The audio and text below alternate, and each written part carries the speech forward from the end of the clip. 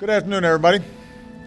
This morning, Secretary Napolitano announced new actions my administration will take to mend our nation's immigration policy, to make it more fair, more efficient, and more just, specifically for certain young people, sometimes called dreamers.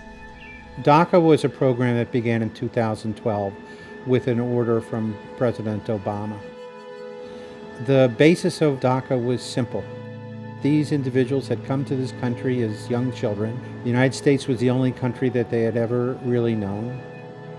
And what he said was, so long as they were working hard, staying law-abiding, that they could remain in this country.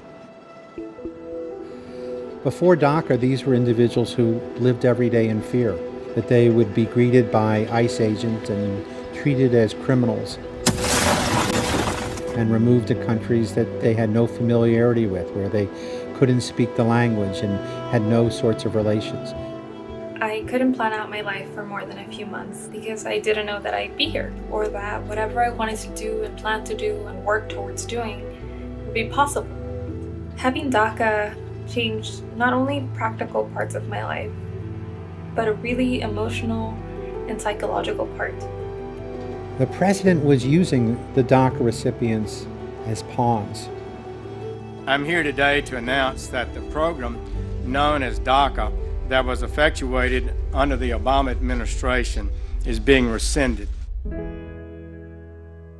Public Counsel had been working with the immigrant community and DACA applicants from the very beginning of the program.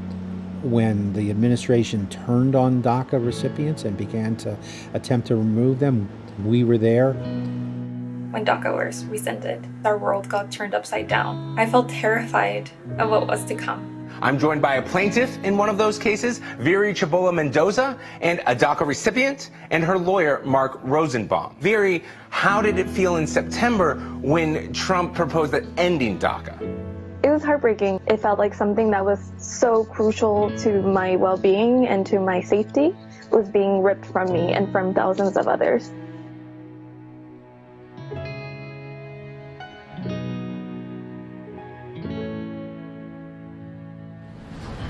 Good afternoon, Your Honors. Mark Rosenbaum on behalf of the individual plaintiffs.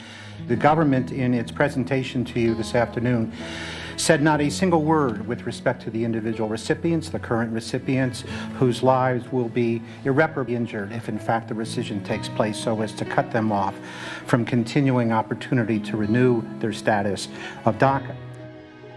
You can't take a welcome mat and then use it as the rug to pull out from under individuals.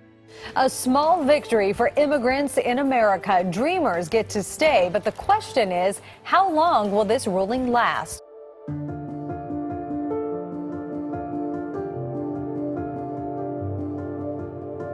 You're looking live as we speak at demonstrators outside of the Supreme Court. More protesters arriving by the minute because inside, justices are hearing one of the most consequential cases of this term. Standing in the Supreme Court of the United States, I felt privileged to be there in front of 9 of the most powerful people in the world and show them that we mattered. A major victory for hundreds of thousands of immigrants who were brought into the U.S. as children. In a 5-4 ruling today, the Supreme Court blocked the Trump administration's attempt to end DACA. This case was not fought by Public Counsel alone. It was fought side by side with our partners, with the law firm of Gibson, Dunn & Crutcher. 700,000 DACA recipients took on this country's government at the highest levels, all the way up to the President of the United States. And those 700,000 recipients won. And I cannot stress enough the meaning that this lawsuit has given me and has given so many others. The knowledge that no matter what happens, somebody has our back.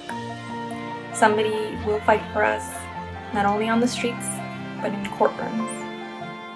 And I am so thankful for that.